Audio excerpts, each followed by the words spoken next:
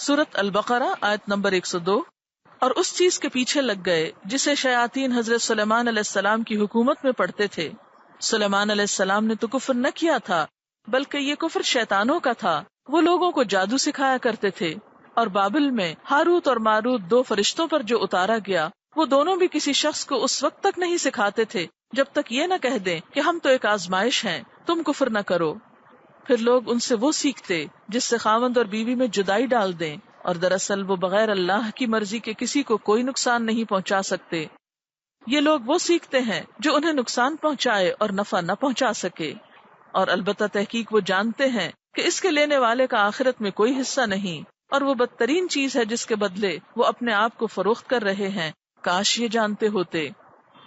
یہاں پر ذکر ہوا یعلمون الناس السحر۔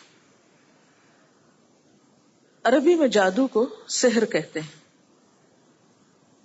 لغت میں یعنی ڈکشنری میں ہر ایسے اثر کو سحر کہا جاتا ہے جس کا سبب ظاہر نہ ہو، جس کی وجہ معلوم نہ ہو۔ سحر کیا ہے؟ اثر، لیکن اس کی وجہ پتہ نہ چلے۔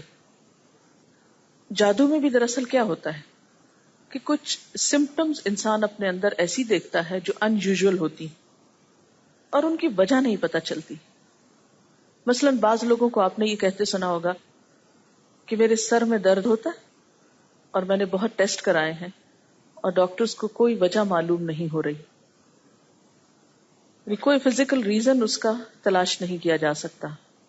لیکن انسان اپنے اندر کچھ اثرات محسوس کرتا ہے، کچھ بے چینی، کچھ تکلیف، کوئی درد۔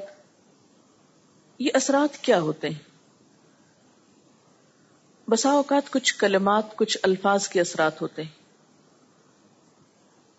مثلا آپ دیکھیں کہ اگر کوئی شخص آپ کی تعریف کرے تو آپ پر اس کا کوئی اثر ہوتا ہے؟ تو تعریف کیا ہے دراصل؟ چند الفاظ ہی تو ہیں۔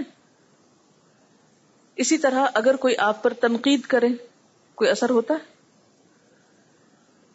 کوئی آپ کو ڈانٹے، اثر ہوتا ہے؟ ہوتا نا؟ کوئی آپ کو گالی دے، اثر ہوتا ہے؟ تو گالی کیا ہے؟ ایک لفظ ہی تو ہے۔ الفاظ کے اثرات ہوتے ہیں۔ پھر آپ نے دیکھا ہوگا کہ ایک بات جو ایک دفعہ کہی جاتی ہے اس کا اثر کچھ اور ہوتا ہے، ایک بات جو بار بار کہی جائے اس کا اثر کچھ اور ہوتا ہے، اور کچھ الفاظ جن کو بسا اوقات سینکڑوں یا ہزاروں دفعہ پڑھا جاتا ہے، چلا کاٹا جاتا ہے، تو ان الفاظ کے پھر اثرات کچھ اور طرح ہوتے ہیں۔ سحر جو ہے اس میں بسا اوقات الفاظ کا سہارا لیا جاتا ہے، انہیں یا تو لکھا جاتا ہے یا پڑھا جاتا ہے ریپیٹڈلی۔ سحر جو ہوتا ہے وہ غیر محسوس اثرات کا نام ہوتا ہے نا؟ جس طرح مادی چیزیں ہوتی ہیں نا، مثلا مادی چیز سے مراد کیا ہے؟ یہ ایک بک ہے،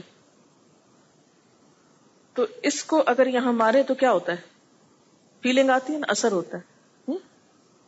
کیوں؟ اس لیے کہ یہ ہاتھ بھی مادی ہے، ہمارا جسم کیا ہے؟ مادی۔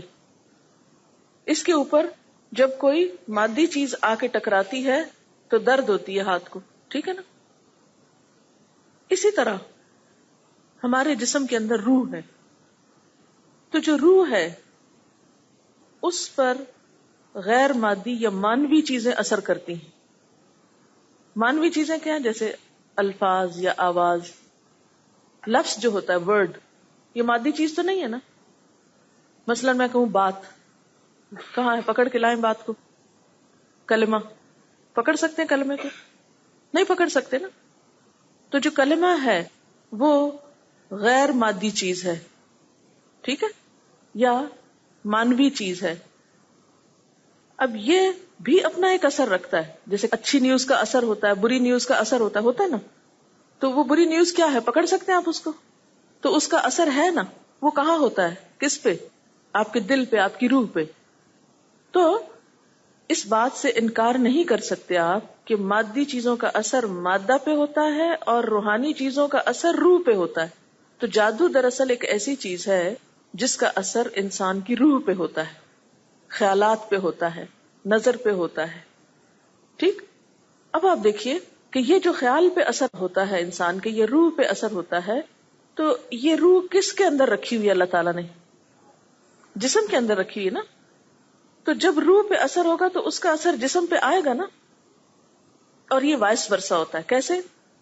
مثلاً کاپی آپ نے اپنے ہاتھ پہ اگر ماری تو لگائی جسم پہ، لیکن اثر روح پہ گیا نا. اسی طرح جب کوئی چیز روح پہ پڑتی ہے تو اس کا اثر جسم پر بھی آتا ہے. بعض ایسے اثرات کے ذریعے انسان کی روح کو اس حد تک مفلوج کر دیا جاتا ہے کہ انسان پھر سروائیو نہیں کر سکتا. یعنی جادو ہو یا جنات ہو، ان کے اثر سے جب روح بیمار ہوتی ہے تو روح کیونکہ جسم میں گندھی ہوئی ہے، جسم میں جڑی ہوئی ہے، تو جسم پہ لازمی اثر پڑتا ہے. اور بعض بیماریوں کی کاز روحانی ہوتی ہے، اثر جسمانی ہوتا ہے. جسے بتایا تھا نا، درد ہو رہی ہے، سمجھ نہیں آ رہی، سارے ٹیسٹ کلیئر ہیں، کچھ نہیں ہے جسم میں، لیکن پھر بھی بیمار ہے. تو وہ کیا چیز ہے؟ وہ روح ہے. ٹھیک ہے. تو جب جسم پہ کچھ زد پڑتی ہے تو اس کا اثر روح پہ جاتا ہے، روح پہ پڑتی ہے تو اس کا اثر جسم پہ جاتا ہے، کیونکہ دونوں جڑے ہوئے ہیں ساتھ ساتھ. نبی صلی اللہ علیہ وسلم نے فرمایا ہے، ان من البیان لسحر، بعض بیان، بعض کلمات، بعض الفاظ، بعض سپیچ جادو کا اثر رکھتی. تو خصوصاً شعر و شاعری جو ہے، اس کا اثر ایسے ہی ہوتا ہے جیسے جادو کا اثر ہوتا ہے. یہ لفظ آپ نے محاورے میں نہیں سنا کہ فلاں شخص جو ہے وہ جادو بیان ہے، یا اس کا کلام جو ہے وہ جادو کی طرح اثر کرتا ہے.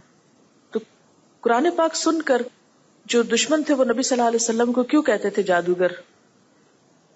اثر ہوتا تھا نا دلوں پر.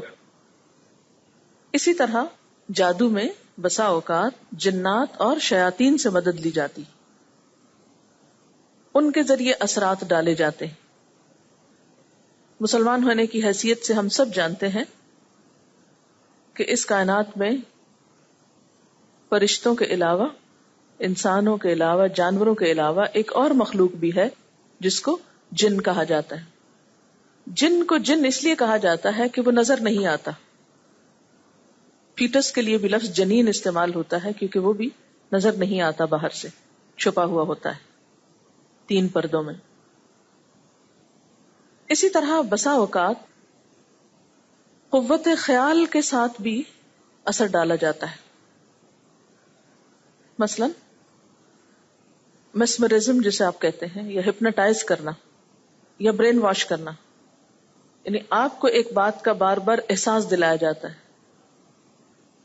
اسی طرح خیالات کے ذریعے، یعنی کسی بھی شخص کے بارے میں آپ امیجن کریں، آپ اس کے بارے میں سوچیں اور اپنی پوری توجہ اس پہ فوکس کر دیں، تو کیا ہوگا کہ وہ شخص آپ کے بارے میں سوچنا شروع کر دے گا.